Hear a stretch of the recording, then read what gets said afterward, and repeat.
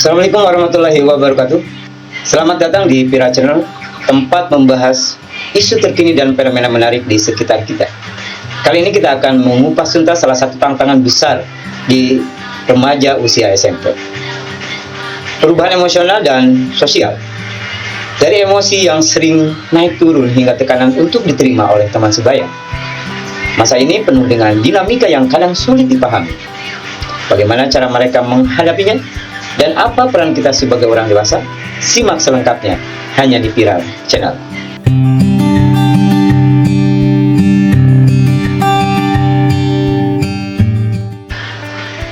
Teman-teman, perlu diketahui ada beberapa masalah yang sering terjadi pada usia remaja, di mana usia sekolah menengah pertama atau SMP. Setidaknya ada 10 masalah yang sempat kami rekam dalam kehidupan keseharian mereka. Yang pertama adalah perubahan emosional dan sosial.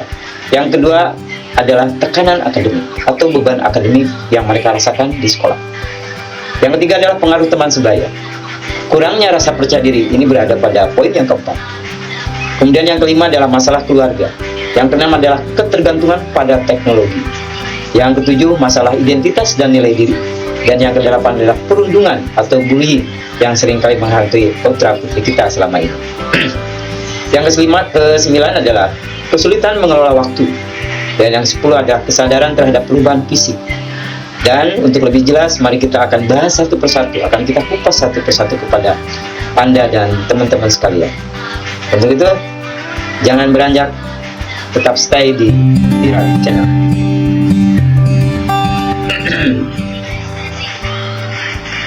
Teman-teman, perubahan emosional dan sosial adalah tantangan besar bagi remaja usia SMP. Di usia ini mereka berada dalam fase dikenal sebagai fase pubertas, di mana hormon dalam tubuh mereka mulai bekerja lebih aktif. Hormon-hormon ini memengaruhi suasana hati mereka, membuat emosi sering naik turun. Mereka bisa merasa sangat bahagia pada suatu saat, lalu tiba-tiba kesal atau sedih di saat berikutnya tanpa alasan yang jelas. Di samping itu ada tekanan sosial. Di usia ini, remaja mulai lebih peduli dengan apa yang teman sebaya pikirkan. Mereka ingin diterima, dianggap keren, atau tidak ingin merasa tertinggal dari kelompok pergaulan mereka. Bahkan mereka tidak ingin direndahkan oleh teman-teman sebaya yang lainnya. Tapi sayangnya, tekanan ini juga bisa membawa risiko. Misalnya mereka mungkin menghadapi perundungan, baik sebagai korban maupun sebagai pelaku. Atau mereka mencoba meniru perilaku teman sebayanya tanpa mempertimbangkan dampaknya. Seperti misalnya mulai merokok, kemudian mengabaikan tanggung jawab atau tugas belajarnya, atau bahkan mereka terlalu banyak menghabiskan waktu untuk bermain gadget, bermain game, dan lain seterusnya. Namun jangan salah, masa ini juga waktu yang sangat penting untuk belajar tentang identitas diri. Mereka mulai mencari tahu siapa mereka sebenarnya. Mereka mencari jati dirinya, apa minat mereka, dan bagaimana mereka ingin dilihat oleh dunia luar. Tentu saja, proses ini tidak selalu mulus. Ada kebingungan, ada keraguan, dan kadang muncul rasa tidak percaya diri.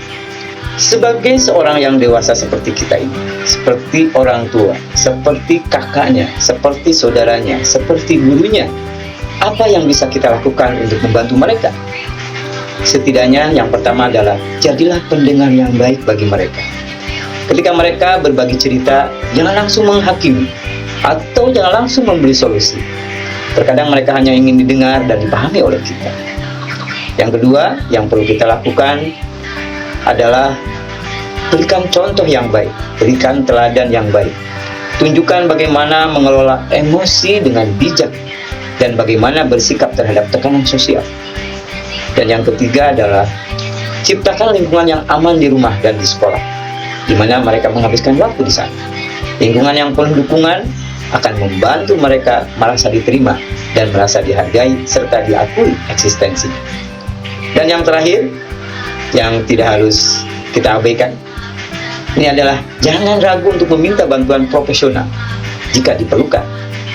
Jika anak menunjukkan tanda-tanda stres yang berlebihan, seperti terus-menerus murung, menarik diri dari lingkungannya, atau mengalami kesulitan dalam belajar, segera konsultasikan dengan psikolog.